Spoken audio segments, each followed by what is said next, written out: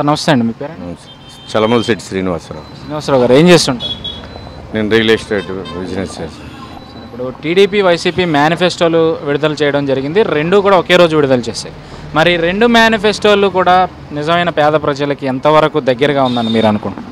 ఇప్పుడు నిజమైన మేనిఫెస్టో అనేది మనం చేయగలిగేది ప్రజల ఖజానాలో మన రాబడిని బట్టి, మన తలసరి ఆదాయాన్ని బట్టి మనం ఇవ్వగలిగిన రాష్ట్రం ఏమి ఇవ్వగలది అనేది చంద్రబాబు నాయుడు గారి మేనిఫెస్టో ఇవ్వగలరనే కానీ ప్రజలు నమ్ముతారు. కానీ వైఎస్ జగన్ అమలు కానీ సాధ్యం కానీ హామీలు సాధ్యం కానీ వరాలు చెప్పి ఈ ప్రజలేమి గుడ్డివాళ్ళు కాదు, ఈ ప్రజలేమి అమాయకులు కాదు నమ్మడానికి. అంటే ఇప్పుడు చూస్తే మరి వైసీపీ మేనిఫెస్టో మీద మీ అభిప్రాయం? మేనిఫెస్టో చెప్పాను కదండి, సెంట్రల్ గవర్నమెంట్ బడ్జెట్ కావాలి, మన ఆంధ్ర బడ్జెట్ అయితే సరిపోదు ఇవన్నీ చేయటానికి. మరి అవన్నీ మీరే ఆలోచించుకోండి. ప్రజలకు తెలుసు, అందరికీ వాళ్ళ విజ్ఞతకే తెలుసు ఎవరు ఏమి చేయగలరు. ఇదే వైఎస్ రాజశేఖర రెడ్డి హయాంలో 200 రూపాయలు పింఛన్ ఇచ్చారు, ఆరోగ్యశ్రీ అన్నారు, లేదా ఫీజు రీయింబర్స్మెంట్ అన్నారు. 3 పథకాలే ఉన్నాయి. అదే చంద్రబాబు నాయుడు గారు దాంట్లో 35, 40, 50 పథకాల దాకా ఉన్నాయి. ఒక చంద్రన్న బీమానే కానీ, ఒక జలసిరియా కానీ, ఒక రైతు భరోసానే కానీ, ఒక పింఛనే కానీ, వృద్ధాప్య పింఛనే కానీ, విడోల పింఛనే కానీ, బిల్డింగ్ గృహ రుణాలే కానీ, కొత్త గృహాలు కేటాయింపే కానీ, ఆరోగ్యశ్రీ కానీ, చంద్రన్న బీమాలో కూడా యాక్సిడెంట్ జరిగితే మొన్నటి వరకు 5 లక్షలు, ఇప్పుడు 10 లక్షలు ఇస్తామని మళ్ళీ చంద్రన్న బీమా కూడా పెంచారు. ఈ చంద్రన్న బీమా వల్ల ఎంతోమందికి లబ్ధి చేకూరింది. ప్రతి పేదవానికి తెలుసు దానివల్ల ఎంత లబ్ధి చేకూరింది ఏంటి అనేది.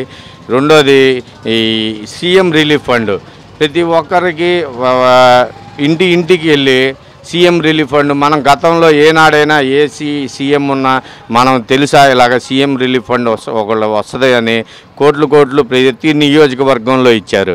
ప్రతి ఒక్కరికి దాదాపుగా పెట్టుకున్న ప్రతి పార్టీ ఇర్రెస్పెక్టివ్ ఆఫ్ పార్టీ ప్రతి ఒక్కరికి శాంక్షన్ చేశారు, ఇతను అని లేకుండా. అది మనకి చూస్తే ఇప్పటి వరకు రాజధాని కానీ పోలవరంలో కానీ ఈ 5 ఏళ్లలో జరిగినంత శూన్యం చూపిస్తున్నంత గ్రాఫిక్స్ అని ప్రతిపక్షాలు చెప్తున్నాయి. దాని మీద మీ అభిప్రాయం? కరెక్టే సార్, వారు చెప్పింది కరెక్టే.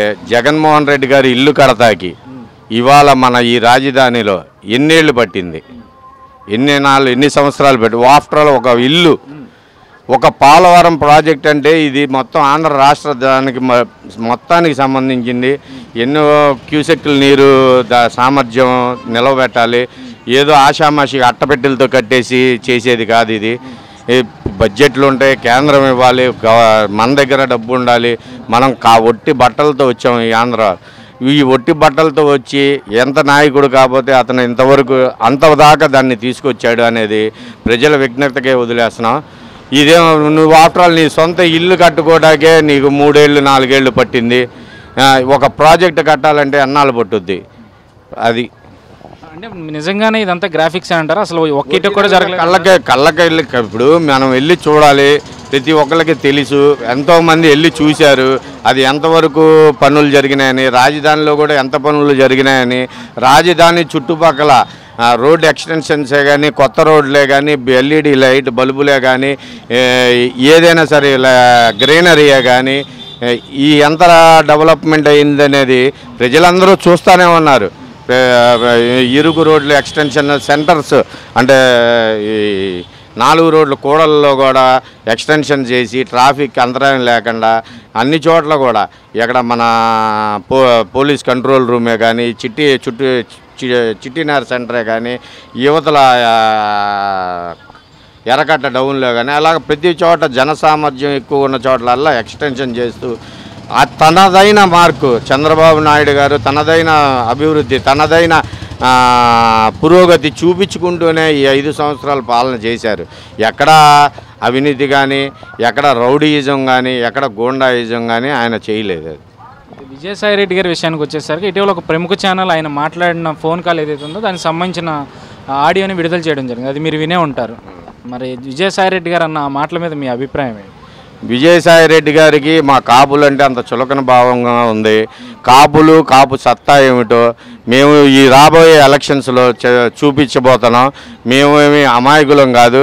మేము మమ్మల్ని ఒక కరివేపాకులాగా రెమ్మలాగా తీసేసి పడేశాడు. అతనికి తగిన బుద్ధి చెప్పి చేస్తాం త్వరలో. మా అఖిల భారత కాపు సమైక్య ద్వారా మేము అతన్ని హెచ్చరిస్తున్నాం. నోరు అదుపులో పెట్టుకుని జాగ్రత్తగా మాట్లాడుతూ నేర్చుకో అని మేము వార్నింగ్ ఇవ్వటం. ఎన్నికల తర్వాత వైసీపీ బీజేపీలో విలీనం కాబోతుందని వార్తలు వస్తున్నాయి. దానికి సంబంధించి ఇటీవల హీరో శివాజీ గారు కూడా చెప్పడం జరిగింది. దాని మీద మీ అభిప్రాయం? ఇప్పుడు అతని కేసులు కూడా జగన్మోహన్ రెడ్డి గారి కేసులు కూడా చివరి దశకి చేరుకున్నాయండి. అతనికి ఎవరో ఒక అండ కావాలి. ఇటు చూస్తే కాంగ్రెస్కి అతను అండ లేదు.